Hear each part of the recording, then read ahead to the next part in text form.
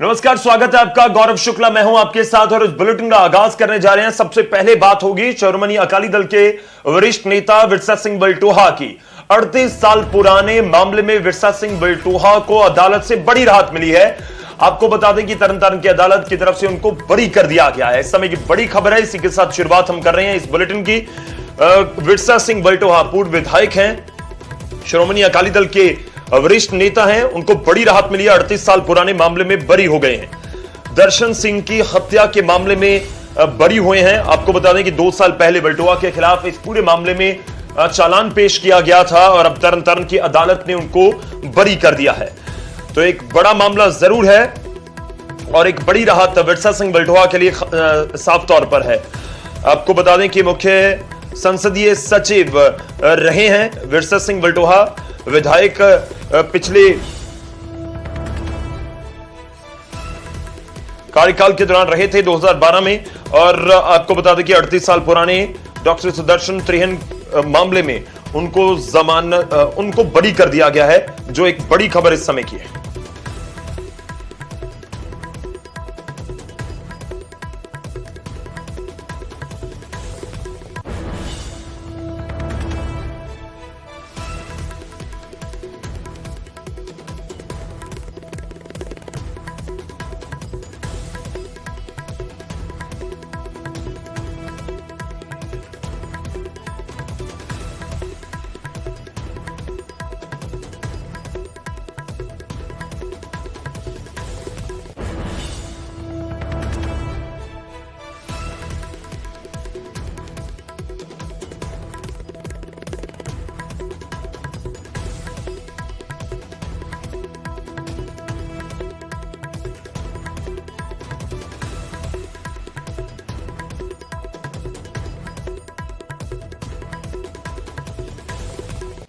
में बड़ी राहत उनको मिली है। दर्शन त्रिहन कत्ल मामले के आरोप में उनके खिलाफ 2 साल पहले चालान पेश किया गया था, लेकिन अब अदालत की तरफ से एक बड़ी राहत उनको दी गई है। 38 साल पुराना यह मामला है, डॉक्टर सुदर्शन त्रिहन कत्ल केस, जिसमें आरोपी थे विरसा सिंह बल्टोहा, लेकिन उनके लिए एक बड़ी राहत भरी खबर आई है। और आपको बता दें कि सुदर्शन त्रिहन कत्ल केस में से बरी कर दिया गया है विरसा सिंह बल्टोहा को। पूर्व विधायक हैं, शिरोमणि अकाली दल के वरिष्ठ नेता हैं और इस के ऊपर भी विरसा सिंह बल्टोहा की तरफ से कहा गया कि सच की जीत हुई है। और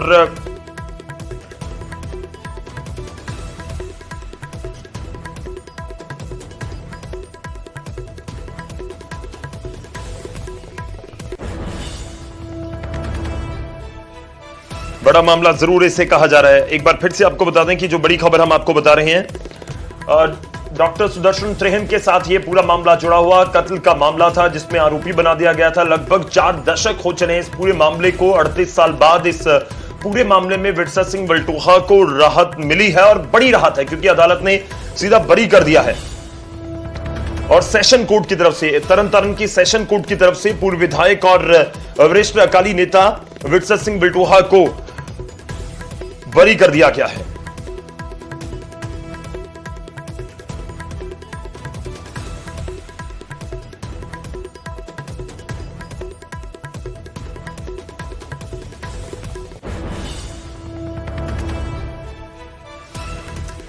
चलिए, इस समय हमारे साथ फोन लाइन पर हैं विरसा सिंह बल्टोहा जी। बल्टोहा जी, किस तरह से देखते हैं सेशन कोर्ट के इस फैसले को? एक बड़ी राहत लाजमी तौर पर आपके लिए। बल्टोहा जी। गौरव जी, सब तो पहले ते सतगुरां दा पवित्र वाक है, कूड़ नखुट्टे नानका ओढ़ सच रही।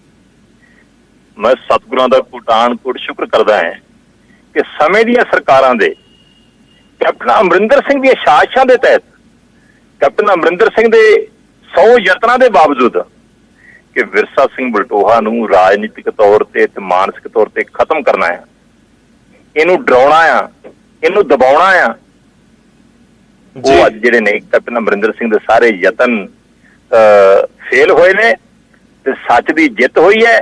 कैप्टन अमरिंदर सिंह दे झूठ दी हार हुई है ते सैशन कोर्ट ने सतगुरां दी कृपा दे नाल मैनू अज जिहड़ा आ 38 साल पुराना केस, ते मैं 1984 तो लैके लगभग 10 साल मैं जेल च रहा, 24 के करीब मैं केस भुगते है, सारियां चो मैं बरी होया, ਜਾਂ ਮੇਰੇ ਡਿਸਚਾਰਜ ਹੋਇਆ, ਔਰ ਇਸ ਕੇਸ ਚੋਂ ਹੀ ਮੈਂ ਆਲਰੇਡੀ ਜਿਹੜਾ ਆ ਇਹਦੇ ਚੋਂ ਡਿਸਚਾਰਜ ਹੋ ਚੁੱਕਾ ਸੀਗਾ। ਪਰ ਕੈਪਟਨ ਅਮਰਿੰਦਰ ਸਿੰਘ ਹੋਰਾਂ ਨੇ ਇੱਕ ਸਾਚ ਦੇ ਤਹਿਤ ਕਿ ਵਿਰਸਾ ਸਿੰਘ ਵਲਟੋਹਾ ਸਾਡੇ ਵਿਰੁੱਧ ਖੜਦਾ ਆ, ਲੜਦਾ ਆ, ਡਟਦਾ ਆ, ਬੋਲਦਾ ਆ, ਤੇ ਇਹਦੀ ਜ਼ੁਬਾਨ ਬੰਦ ਕਰਨੀ ਹੈ। ਅੱਜ ਜ਼ੁਬਾਨ ਜਿਹੜੀ ਹੈ ਕੈਪਟਨ ਅਮਰਿੰਦਰ ਸਿੰਘ ਦੀ ਬੰਦ ਕੀਤੀ। ਮੈਂ ਕੈਪਟਨ ਅਮਰਿੰਦਰ ਸਿੰਘ ਕੋਲ ਮੰਗ ਕਰਦਾ ਹੈ ਕਿ ਉਹਨੂੰ ਮਾਫੀ ਮੰਗਣੀ ਚਾਹੀਦੀ ਹੈ ਕਿ ਮੈਂ 38 ਸਾਲ ਪੁਰਾਣਾ ਉਸ ਵਿਅਕਤੀ ਤੇ ਜਿਹਨੇ ਸਮੇਂ ਦੀਆਂ ਸਰਕਾਰਾਂ ਦੇ ਜ਼ਬਰ ਵੀ ਝੱਲੇ, ਤਸ਼ੱਦਦ ਵੀ ਝੱਲੇ, ਕੇਸ ਵੀ ਝੱਲੇ, 10 ਸਾਲ ਜੇਲ੍ਹ ਵੀ ਕੱਟ ਕੇ ਆਇਆ, ਤੇ ਉਹਨੂੰ ਮੈਂ ਦੁਬਾਰਾ ਜਿਹੜੇ ਹੈ ਯਤਨ ਕੀਤੇ ਸੀ ਕਿ ਜੇਲ੍ਹ ਵਿੱਚ ਭੇਜਣ ਦੇ ਤੇ ਮੇਰੇ ਵਿਰੁੱਧ ਅਦਾਲਤ ਨੇ ਫੈਸਲਾ ਦਿੱਤਾ ਹੈ ਤੇ ਕੈਪਟਨ ਅਮਰਿੰਦਰ ਸਿੰਘ ਕੋਲੋਂ ਮੈਂ ਮਾਫੀ ਦੀ ਮੰਗ ਕਰਦਾ ਹਾਂ। ਕੈਪਟਨ ਅਮਰਿੰਦਰ ਸਿੰਘ ਨੂੰ ਅੱਜ ਮਾਫੀ ਮੰਗਣੀ ਚਾਹੀਦੀ ਹੈ ਕਿ ਮੈਂ ਵਿਰਸਾ ਸਿੰਘ ਵਲਟੋਹਾ ਦੇ ਨਾਲ ਜ਼ਿਆਦਤੀ ਕੀਤੀ ਸੀਗੀ। ਔਰ ਨਾਲ ਹੀ ਜਿਹੜੀਆਂ ਆਪਣੇ ਆਪ ਨੂੰ ਮਨੁੱਖੀ ਅਧਿਕਾਰ ਜਥੇਬੰਦੀਆਂ ਕਹਿੰਦੀਆਂ ਨੇ, ਮੈਂ ਉਹਨਾਂ ਦਾ ਧੰਨਵਾਦੀ ਹਾਂ। ਨਾਂ ਬੜਾ ਵਧੀਆ ਹੈ, ਬੜਾ ਕੰਮ ਵੀ ਕਰਦੀਆਂ ਰਹੀਆਂ ਨੇ ਕਿਸੇ ਸਮੇਂ ਮਨੁੱਖੀ ਅਧਿਕਾਰਾਂ ਵਾਸਤੇ। ਸਿੱਖ ਨੌਜਵਾਨਾਂ ਨਾਲ ਹੁੰਦੀਆਂ ਜ਼ਿਆਦਤੀਆਂ ਦੇ ਵਿਰੁੱਧ, ਪਰ ਅੱਜ ਉਹ ਮਨੁੱਖੀ ਅਧਿਕਾਰਾਂ ਦੇ ਨਾਂ ਤੇ ਬਣੇ ਹੋਈਆਂ ਜਥੇਬੰਦੀਆਂ ਸਰਕਾਰਾਂ ਦੇ ਮੋਹਰੇ ਬਣ ਗਈਆਂ ਨੇ। ਔਰ ਨਾਲ ਹੀ ਜਿਹੜਾ ਮੀਡੀਆ ਆ, ਬੜਾ ਸਾਡੇ ਦੇਸ਼ ਦਾ ਚੌਥਾ ਸਤੰਭ ਹੈ ਤੇ ਜਿਹਦਾ ਫਰਜ਼ ਬਣਦਾ ਸਹੀ ਰਿਪੋਰਟਿੰਗ ਕਰਨਾ।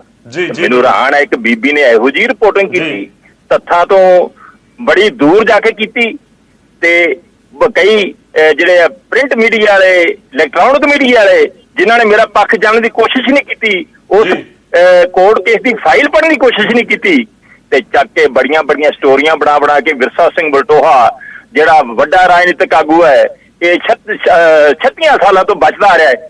ਸਾਨੂੰ ਤੇ ਪੁੱਠਿਆਂ ਲਮਕਾ ਕੇ ਅਗਲੇ ਸਾਡੇ ਤੇ ਤਸ਼ੱਦਦ ਕਰਦੇ ਰਹੇ ਨੇ, ਸਾਡੇ ਚੱਡੇ ਪਾੜਦੇ ਰਹੇ ਨੇ, 6 ਮਹੀਨੇ ਇੰਟਰੋਗੇਸ਼ਨਾਂ ਚੱਲੀਆਂ ਨੇ, ਤੇ ਇਹਨਾਂ ਨੇ ਉਹੋ ਜਿਹੀਆਂ ਕਹਾਣੀਆਂ ਬਣਾਇਆ ਕਿ ਸ਼ਾਇਦ ਵਿਰਸਾ ਸਿੰਘ ਵਲਟੋਹਾ ਪਤਾ ਨਹੀਂ 1984 ਚ ਐਮਐਲਏ ਬਣ ਗਿਆ ਸੀਗਾ। ਇਸ ਕਰਕੇ ਜਿਹੜਾ ਆ ਮੈਂ ਉਸ ਪ੍ਰਿੰਟ ਮੀਡੀਆ ਤੇ ਵੀ ਉਹਨਾਂ ਦੀ ਵੀ ਨਿੰਦਾ ਕਰਦਾ ਹਾਂ, ਇਲੈਕਟ੍ਰੋਨਿਕ ਮੀਡੀਆ ਦੀ ਵੀ ਉਸ ਦੀ ਨਿੰਦਾ ਕਰਦਾ ਹਾਂ ਕਿ ਆਪਦਾ ਰੋਲ ਨਿਭਾਓ, ਸਹੀ ਨਿਭਾਓ, ਤੇ ਜਿਹੜੀਆਂ ਆਪਣੇ ਆਪ ਨੂੰ ਮਨੁੱਖੀ ਅਧਿਕਾਰਾਂ ਦੀ ਜਥੇਬੰਦੀਆਂ ਕਹਿੰਦੀਆਂ ਨੇ, ਮਨੁੱਖੀ ਅਧਿਕਾਰਾਂ ਦੀ ਗੱਲ ਕਰੋ। ਉਸ ਡਾਕਟਰ ਸੁਦਰਸ਼ਨ ਤ੍ਰੇ ਨੂੰ ਇਨਸਾਫ ਦਿਵਾਓ ਜਿਹਦਾ ਕਤਲ ਹੋਇਆ ਸੀਗਾ। ਤੇ ਜੇ ਇੱਕ ਬੰਦੇ ਦੇਖਿਆ ਕਿ ਵਿਰਸਾ ਸਿੰਘ ਵਲਟੋਹਾ ਨੂੰ ਅਸੀਂ ਇਹਦੇ ਵਿੱਚ ਸ਼ਾਸਨ ਦੇ ਤਹਿਤ ਫਸਾ ਸਕਦੇ ਹਾਂ, ਤੇ ਅੱਜ ਮਨੁੱਖੀ ਅਧਿਕਾਰਾਂ ਦੇ ਨਾਂ ਦੇ ਜਥੇਬੰਦੀਆਂ ਵੀ ਚੱਕ ਕੇ ਵਿਰਸਾ ਸਿੰਘ ਵਲਟੋਹਾ ਦੇ ਵਿਰੁੱਧ ਖੜੀਆਂ ਹੋ ਗਈਆਂ। ਤੇ ਮੈਨੂੰ ਇਸ ਗੱਲ ਦਾ ਦੁੱਖ ਹੈ ਕਿ ਆਪਣੇ ਆਪ ਨੂੰ ਪੰਥਕ ਕਹਾਉਣ ਵਾਲੀਆਂ ਜਥੇਬੰਦੀਆਂ ਤੇ ਮੇਰੇ ਵਿਰੁੱਧ 1983 ਦਾ ਜਦੋਂ ਸਿੱਖ ਸੰਘਰਸ਼ ਚੱਲਦਾ ਸੀਗਾ, ਇੱਕ ਝੂਠਾ ਕੇਸ ਬਣਾ ਕੇ ਵਿਰਸਾ ਸਿੰਘ ਵਲਟੋਹਾ ਨੂੰ ਫਸਾਉਣ ਦੀ ਕੋਸ਼ਿਸ਼ ਕੀਤੀ। ਕੋਈ ਪੰਥਕ ਜਥੇਬੰਦੀ ਨਹੀਂ ਬੋਲੀ, ਕੋਈ ਪੰਥਕ ਆਗੂ ਨਹੀਂ ਬੋਲਿਆ, ਕਿਸੇ ਨੇ ਹਾਂ ਦਾ ਨਾਰਾ ਨਹੀਂ ਮਾਰਿਆ, ਕਿਸੇ ਨੇ ਨਿੰਦਾ ਨਹੀਂ ਕੀਤੀ ਕੈਪਟਨ ਅਮਰਿੰਦਰ ਸਿੰਘ ਦੇ ਯਤਨਾਂ ਦੀ। ਪਰ ਅੱਜ ਮੈਂ ਕੋਰਟ ਦਾ ਧੰਨਵਾਦੀ ਹਾਂ ਤੇ ਸਤਿਗੁਰਾਂ ਦਾ ਕੋਟਾਨ-ਕੋਟ ਸ਼ੁਕਰ ਕਰਦਾ ਹੈ ਤੇ ਆਪਣੇ ਵਕੀਲਾਂ ਦਾ ਧੰਨਵਾਦ ਕਰਦਾ ਹੈ ਕਿ ਮੇਰੇ ਛੋਟੇ ਵੀਰ ਜਿਨ੍ਹਾਂ ਨੇ ਪਰਿਵਾਰਕ ਮੈਂਬਰਾਂ ਦੀ ਤਰ੍ਹਾਂ ਇਸ ਕੇਸ ਦੀ ਪੈਰਵਾਈ ਕੀਤੀ ਹੈ। JS ਢਿੱਲੋਂ ਨੇ, ਕਮਲਜੀਤ ਸਿੰਘ ਬਾਠ ਨੇ, ਉਹਨਾਂ ਨੇ ਅੱਜ ਜਿਹੜਾ ਇਸ ਕੇਸ ਦੀ ਬੜੀ ਤਨਦੇਹੀ ਨਾਲ ਪੈਰਵਾਈ ਕੀਤੀ ਤੇ ਅੱਜ ਜਿਹੜਾ ਮੈਨੂੰ ਅਦਾਲਤ ਨੇ, ਮਾਣਯੋਗ ਅਦਾਲਤ ਨੇ ਬਰੀ ਕੀਤਾ है। जी चलो वल्टोहा साहब शुक्रिया, धन्यवाद हमारे साथ जुड़ने के लिए। कहीं ना कहीं आपका गुस्सा है उन लोगों के ऊपर जो समय जब था उस समय आपका साथ नहीं दिया। शुक्रिया सर, बहुत बहुत धन्यवाद हमारे साथ जुड़ने के लिए। तो बड़ी खबर विरसा सिंह वल्टोहा के साथ जुड़ी हुई, उनको राहत मिली है तरन तारण की सेशन कोर्ट की तरफ से, एक बड़ी राहत। जब किसी को बरी कर दिया जाए और लगभग 4 दशक पुराने मामले में, तो आप लाजमी तौर पर उसको बड़ी राहत कह सकते हैं। बड़े नेता पंजाब के शिरोमणि अकाली दल के विरसा सिंह वल्टोहा, उनके लिए एक बड़ी राहत भरी खबर है।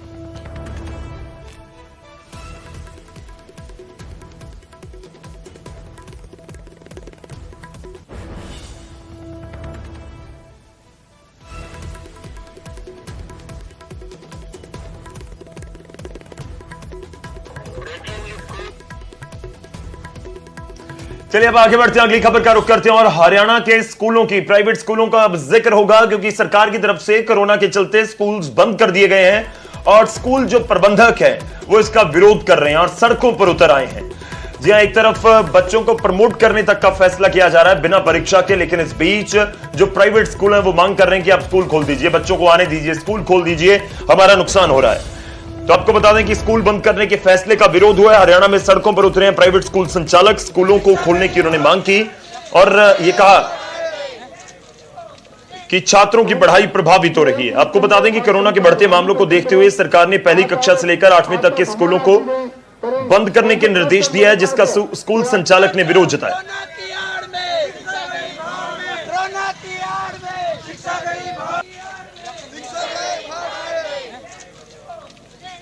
कहूंगा तो अलग अलग जगहों पर जिस तरह से ये प्रदर्शन होता हुआ नजर आ रहा है, फतेहाबाद की ये तस्वीरें आपको दिखा रहे हैं और इन तस्वीरों के जरिए ये समझा जा सकता है कि प्राइवेट स्कूल के जो प्रबंधक हैं वो किस तरह से इस पूरे फैसले का विरोध कर रहे हैं। लेकिन इस बीच सवाल तो यही है कि अगर जान है तो जहान है, बच्चों कि अगर स्वास्थ्य के साथ कोई दिक्कत हुई तो फिर उसका जिम्मेवार कौन होगा। लेकिन आपको बता दें कि अलग अलग जगह पर टोहाना में, फतेहाबाद में, दादरी में ये प्रदर्शन होते हुए नजर आए।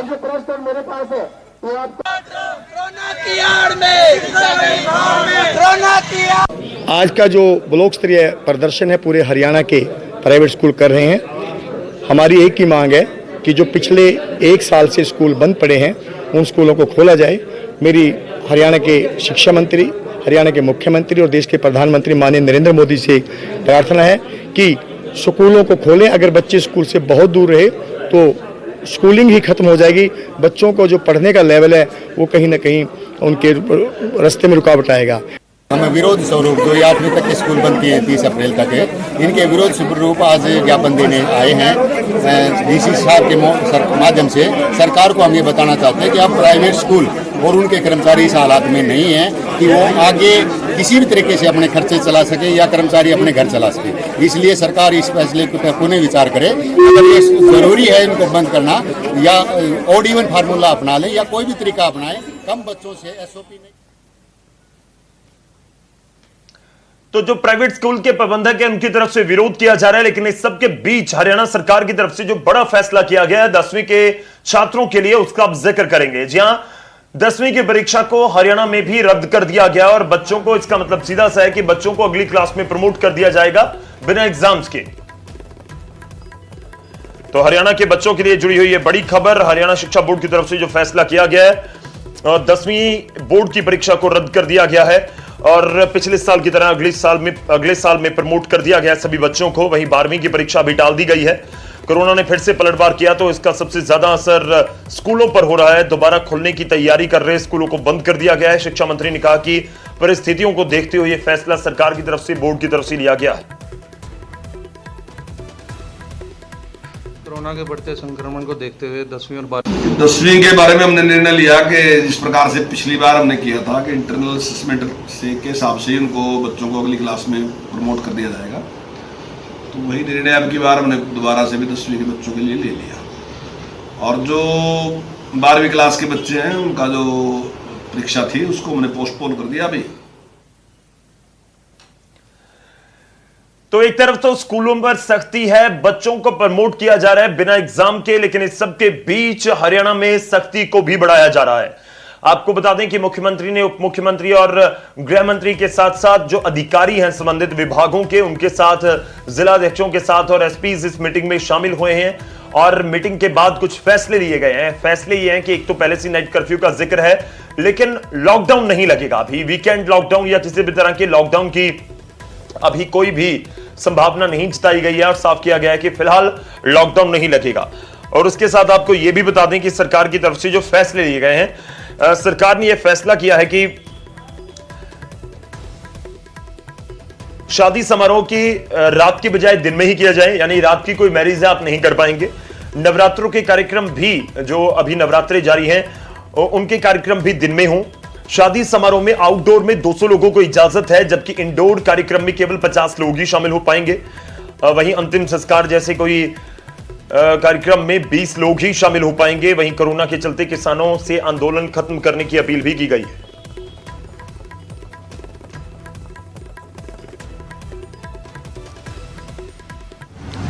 देखिए, आज हमने सारे एसपीज की, डीसीज की और म्यूनिसिपैलिटी के कमिश्नर्स की आज हमने वीडियो कॉन्फ्रेंसिंग बुला रखी है और हम उनको कहने वाले हैं कि सरकार की हिदायतों का सख्ती से पालन किया जाए। सख्ती करने से जो लोगों की नाराजगी होगी उसको हम झेल सकते हैं, लेकिन हम लाशों के ढेर नहीं देख सकते। इसलिए जो जो हिदायतें दी गई हैं इसका सख्ती के सिवा कोई चारा नहीं है। जहाँ तो लॉकडाउन लगाएं वो हम लगाना नहीं चाहते। हम चाहते हैं कि लोगों की जिंदगी भी चलती रहे, जहाँ सख्ती करें। तो स्वास्थ्य मंत्री की तरफ से साफ किया जा रहा है कि लॉकडाउन अभी नहीं लगेगा, लेकिन उन्होंने ये संकेत जरूर दिए हैं कि बीमारी ज्यादा फैले, लोगों तक पहुंचे, उससे बेटर है कि हम कुछ सख्ती कर लें। संकेत साफ है कि अगले दिनों में अगर स्थिति काबू से बाहर हुई तो फिर कोई बड़ा फैसला किया जा सकता है।